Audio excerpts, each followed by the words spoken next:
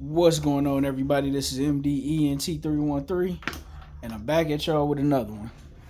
Listen, everybody is on Gervonta Tank Davis helmet. I'm gonna do a couple of videos about Gervonta today, and about what people have been saying and their thoughts and sentiment of Tank Davis. But I want to start with Tim Bradley. Yes, Uncle Tim, shucking and jiving, Uncle Tim Bradley called Gervonta Tank Davis a 30-year-old prospect. Say for a guy that's 30 years old, he ain't accomplished nothing. He said, yeah, he sell tickets. He can sell out venues and arenas, but the sport of boxing is about fighting the best.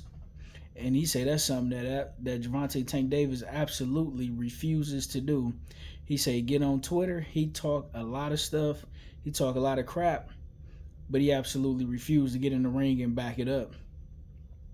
Now listen, I believe Gervonta Tank Davis have the skill set to compete with anybody, whether it's Devin Haney or Shakur, even though I would favor Devin Haney to beat Tank. The point being is I think Gervonta got a good shot at beating any and everybody, but the fact still remains until we see him do it. We can't get a man credit for something that he haven't accomplished yet. I could believe that he could beat anybody, or I could believe anybody could beat him, but until we actually see it for ourselves, we ain't doing nothing but arguing about nothing and debating about nothing. There's no point in debating about something that all we can do is speculate when we can actually watch and see the fight, right? And it's unfortunate that in professional sports, right, and any other professional sports, whether it's football, basketball, hockey, baseball, whatever your ism or your schism is, you get to see the best play the best, regardless. You get to see the best in this conference compete against each other, and then the best in this conference compete against each other, and then they play each other. Or all during the season, you see these guys playing each other. They don't care that you think the Boston Celtics care that the Dallas Mavericks is on the schedule for the night, or that the Minnesota Timberwolves are on the schedule, or in the NFL you think the Detroit Lions care that they got to play the Kansas City Chiefs tonight. They can't say, oh, what has the Kansas City Chiefs done? Or what has the Buffalo Bills done? Or who did the Baltimore Ravens beat? Or what do the Tampa Bay Buccaneers bring to the table? Who is Jordan Love? He ain't done nothing yet. You can't say that in other sports. That's why it's hilarious and it's laughable that as boxing fans, we allow for these fighters, these promoters, and their handlers to jump in and cause confusion and dissension amongst us fans, when we should be trying to see who is the best. Win, lose, or draw, we still gonna support these guys anyway, but for them to be ducking and dodging and avoiding each other, whether it's the fighter's fault or it's the promoter's fault, the point being is we are the ones that suffer in the end as boxing fans. I don't care who win these fights, but I for sure would like to see him, and I deserve to see him, and I'm willing to pay my $80 to see him. But why do we have to beg, plead, try to reason with, try to make these guys feel good about fighting each other when they're in a profession to fight each other?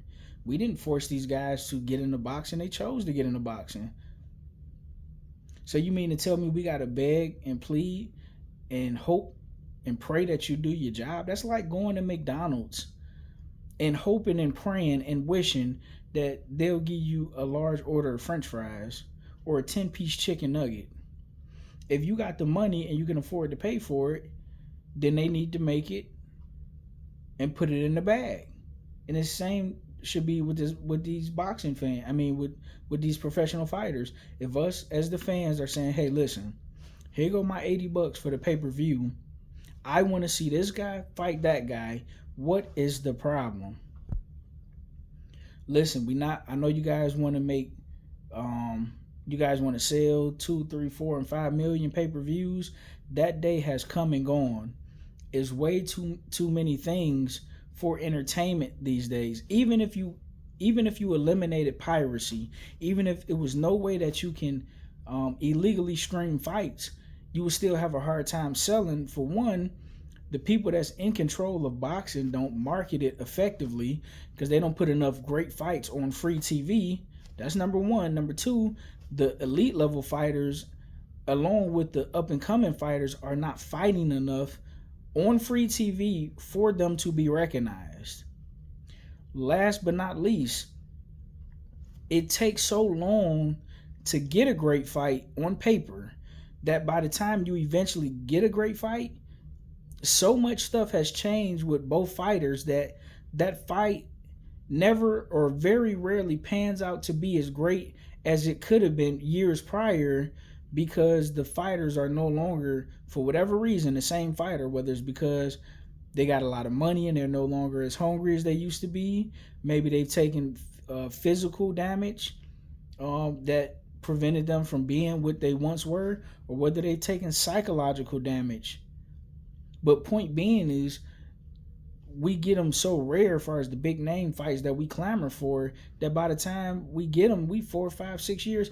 Listen, just think about this. From 2018 until now, we begged for Deontay Wilder and Anthony Joshua. Since 2017, 2016, but for sure 2017 till now, we begged for Errol Spence, Keith Thurman. We never got neither one of those fights. Now, a fight that we did get, Errol Spence and Terrence Crawford, we begged for that fight since 2018. We didn't get that until 2023. Dude, that's 6 years. That means these guys had to stay in the same division for 6 years. And now, mind you, Terrence Crawford came up to that division and had to stay there. And Errol Spence has been there his entire career. And you think you're going to get the same level of elite fight? But this is the stuff that we go through as boxing fans, and they wonder why the sport of boxing is dying. Listen, let me know if you agree with Tim Bradley's assessment on Gervonta Tank Davis being a 30-year-old prospect. I won't go that far, but I do understand where Tim Bradley's coming from. Let me know what you think in the comment section, guys. Like, share, and subscribe.